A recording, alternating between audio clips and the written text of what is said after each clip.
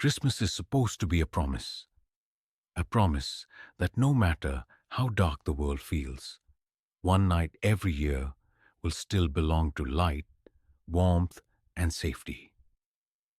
People believe that evil rests on Christmas Eve, that fear takes a break, and that nothing truly bad can happen while the lights are on and the carols are playing. But promises, when repeated for too long, can rot. And when a promise rots, it doesn't disappear.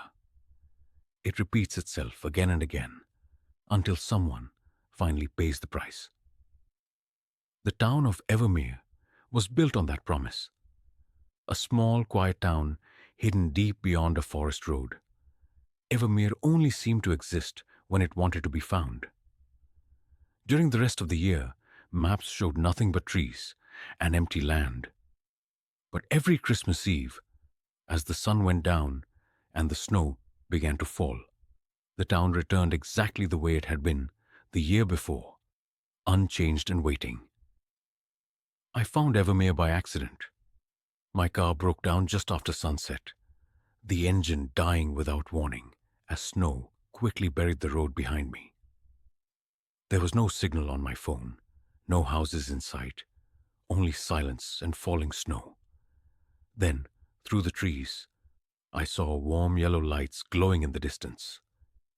It looked like a town welcoming a lost traveler, and I was too cold and tired to question it. Evermere looked perfect. Every house was decorated, every window glowing softly, every wreath hung straight and clean, as if someone had just adjusted them. Snow fell slowly, gently, without wind, as though it knew exactly where it was meant to land. What disturbed me most was not what I saw, but what I didn't. There were no people in the streets, no animals, no movement at all. It felt like a place holding its breath. At the center of town stood a clock tower, tall and old, its face glowing faintly in the dark. The hands pointed to 11:45 p.m. and did not move. Beneath it stood a wooden sign near the church doors, its message worn but readable. It said that when the bell rang at midnight, no one was to open their door. No explanation followed, only the warning. At 11:55 p.m., the singing began. Children's voices rose gently from every street corner, sweet and familiar, like the carols I remembered from childhood. They stood perfectly still under the street lights, dressed in old-fashioned winter clothes, smiling as they sang. But when I looked closer, I noticed their eyes were dark and empty, reflecting nothing. And the lyrics they sang were not about joy or peace. They were counting down the minutes to midnight. When the church bell rang, the world seemed to freeze. Snow stopped in midair. Lights flickered once and held. Then came the knocking. 3 slow, polite knocks echoed from every door in town at the same time. No shouting, no force. Just patient knocking, as if whoever stood outside knew they would eventually be invited in. No one in Evermere opened their door, because they knew the truth. Santa Claus was real in this town, but he was not a bringer of gifts.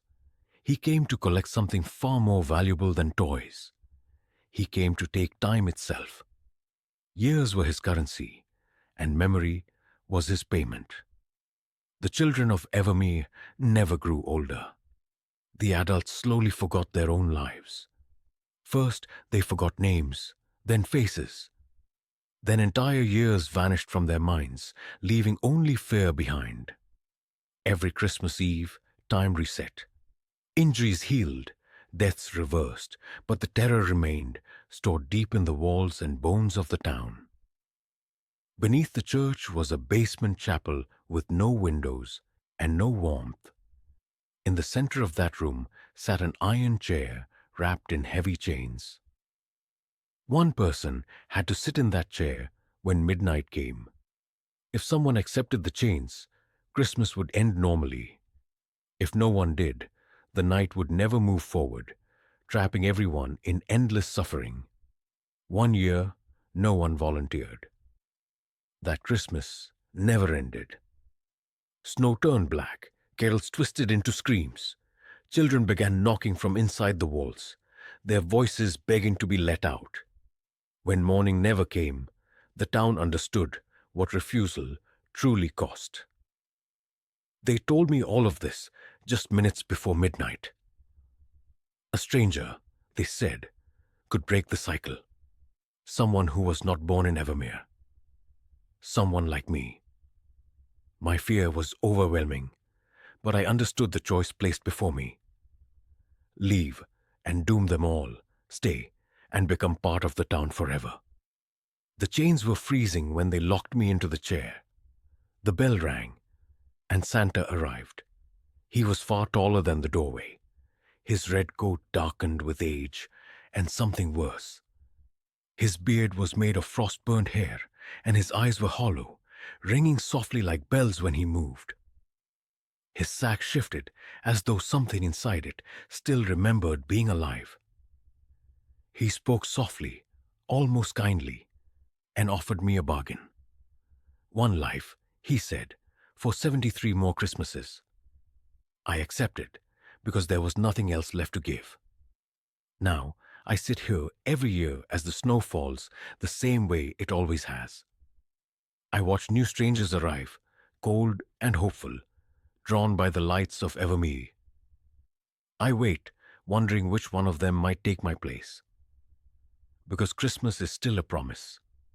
And in Evermere, someone must always pay for it.